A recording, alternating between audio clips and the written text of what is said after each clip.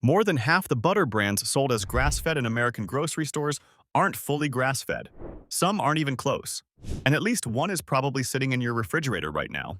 I'm exposing 8 grass-fed butter brands you need to stop buying, and 6 that are actually the real thing. This is based on class action lawsuits, Greenpeace investigations, and the brand's own quiet admissions when pressed. We're starting with the brand that jumped on the trend without earning it. Number 8. Land O'Lakes. In 2019, Land O'Lakes rolled out a grass-fed butter line. Green pastures on the package, a premium price tag, and 2 words that health-conscious shoppers have been trained to look for. But what Land O'Lakes doesn't tell you on that label is worth knowing. The company is a massive cooperative of over 3,000 dairy farms spread across the United States. They've never disclosed what percentage of their grass-fed cows' diet actually comes from grass versus grain. There's no third-party certification from the American Grass-Fed Association. No independent audits. The only requirement is an internal standard that Land O'Lakes created for itself. And that's possible because of something most people don't know. In January 2016, the USDA quietly revoked its own federal grass-fed standard. Before that, there was at least a baseline definition. After, the agency basically told companies to come up with their own rules. The National Sustainable Agriculture Coalition called it a move into the Wild West, where anything goes. Land O'Lakes, a company built on conventional dairy, saw a growing market for premium butter and stepped right through that open door. You're paying about $1 more per stick for a promise that nobody is verifying. Number 7. Horizon Organic. Horizon is owned by Danone, the French multinational that pulled in over $28 billion in revenue in 2023. Horizon sells an organic butter that uses the words pasture-raised on the label. Their cows spend a minimum of 120 days per year grazing outdoors. That's 4 months. Which means for the other 8 months, those cows can be inside barns eating organic grain. Horizon also sells a grass-fed milk line, so when shoppers see the Horizon name on butter, they often assume the butter comes from the same grass-fed herd. It doesn't. The butter uses cream from pasture-raised cows, which is a completely different standard. And that 120-day minimum is just the floor set by the USDA organic rule for pasture access. It has nothing to do with what the cows actually eat the rest of the year. To Horizon's credit, they don't print grass-fed on the butter itself. But they don't go out of their way to clear up the confusion either. When your parent company makes nearly $30 billion a year and your milk line is branded grass-fed, putting pasture-raised on the butter sitting right next to it on the shelf is a calculated decision, not an accident. Number 6. Danish Creamery. Danish Creamery has been making butter in California since 1895. In recent years, they've added a grass-fed butter to their lineup. The packaging shows rolling green hills. The price sits right next to Kerrygold on the shelf. But when you look for specifics about what grass-fed actually means for Danish Creamery's cows, the information gets thin. Their website doesn't publish a grass-fed percentage. They don't carry certification from the American Grass-Fed Association. They don't participate in any third-party audit that would verify their claims. When consumers have contacted the company directly, responses have been vague, with references to cows having access to pasture rather than any commitment to a grass-only diet. California's Central Valley, where much of the state's dairy production takes place, is one of the hottest and driest agricultural regions in the country. Maintaining year-round grass pasture in that climate is difficult and expensive. That doesn't mean it's impossible, but it does mean the word grass-fed on a California butter label deserves extra scrutiny. When a company won't tell you the percentage, won't submit to an independent audit, and won't seek certification, you should ask yourself what exactly they're not telling you. Number 5. Organic Valley Pasture Butter. Organic Valley is a cooperative of nearly 1,700 organic farms. They've built a strong reputation, and a lot of people trust the brand. Their pasture butter has a green pasture on the package, and the word pasture right in the name. Your grandmother sees that and reasonably thinks those cows are eating grass in a field all day. But Organic Valley has admitted, both on their website and in direct customer service calls, that their cows are supplemented with grains.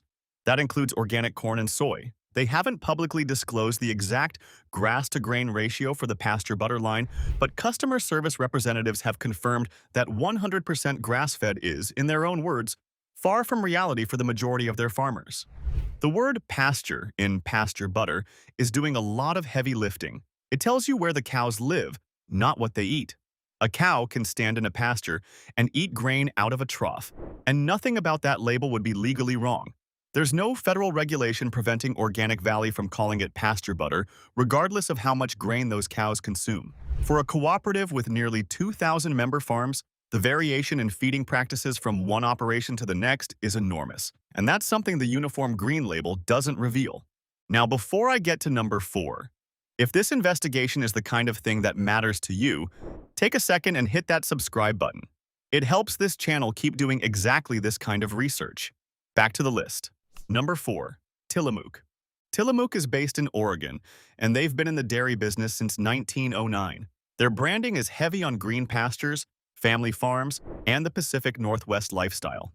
When you pick up a block of Tillamook butter, the packaging and advertising create a strong impression of cows grazing freely on lush Oregon grass. But Tillamook does not certify any of its butter products as grass-fed. Their cows are on pasture for part of the year, but they also receive supplemental grain feed.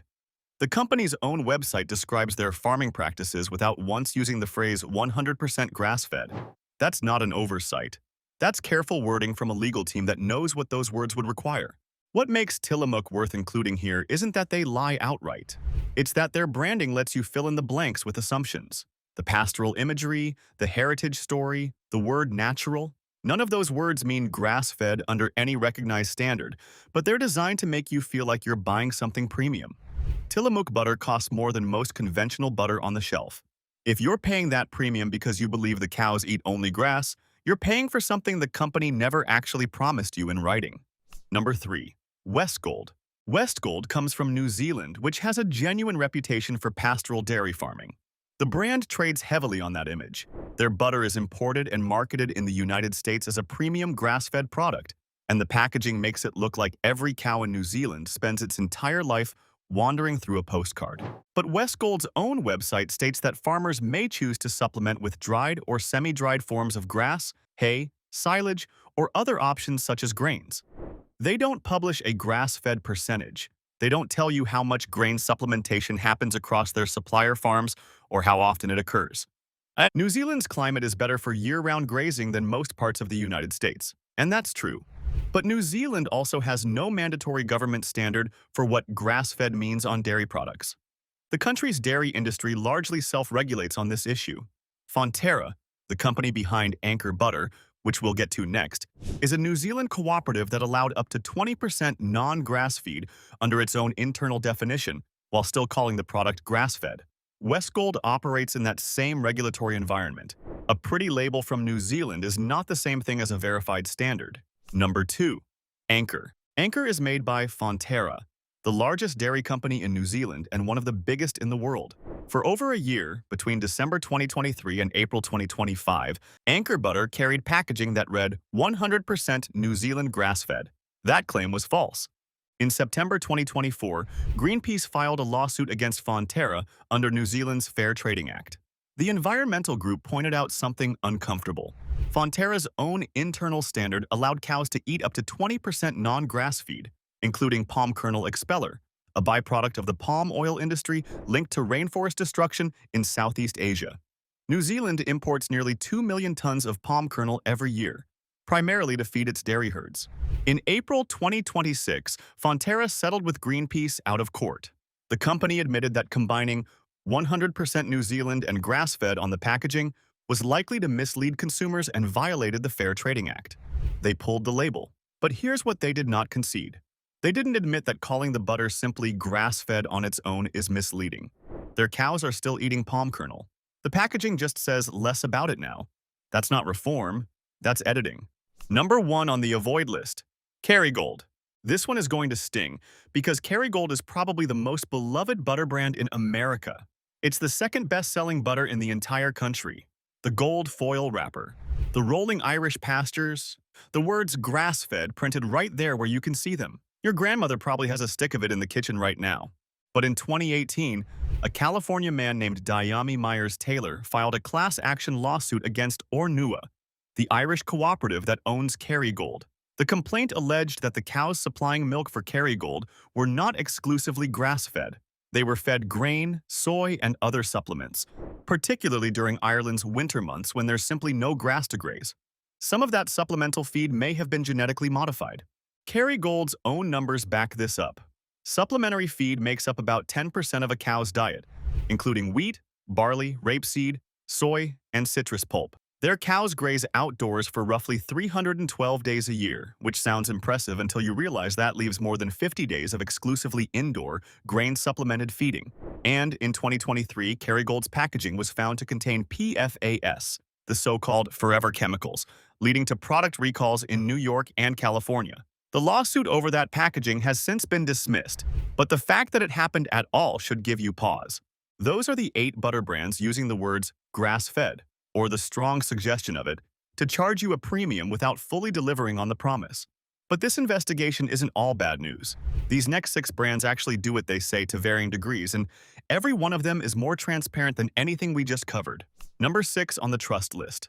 Vital Farms. Vital Farms started on a 27-acre farm in Austin, Texas in 2007. They're best known for their pasture-raised eggs, but in 2024 they upgraded their entire butter line and did something unusual for this industry. They told you the truth on the label. Vital Farms butter is 90% grass-fed, and they say so right on the package.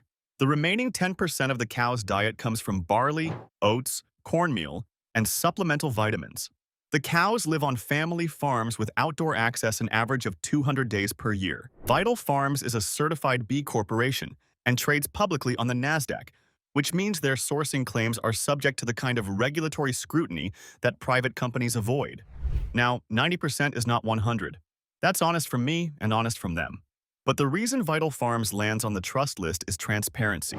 They don't hide behind vague language. They publish the percentage. They name the supplemental feeds. When you buy Vital Farms butter, you know what you're getting and what you're not. In a market where most companies won't even answer the question, putting the actual number on the label is worth something. Number 5. Truly Grass-Fed. Truly Grass-Fed is an Irish brand, and yes, it comes from the same island as Kerrygold, but the similarities end at the geography. Truly Grass-Fed publishes its number. 95% grass-fed, with cows grazing outdoors an average of 250 days per year. The remaining 5% comes from concentrates provided during winter when temperatures drop and the cows come inside for shelter. What separates Truly Grass-Fed from its more famous Irish competitor is third-party verification. The brand is non-GMO Project Verified, which means an independent organization has confirmed the feed chain is free of genetically modified ingredients.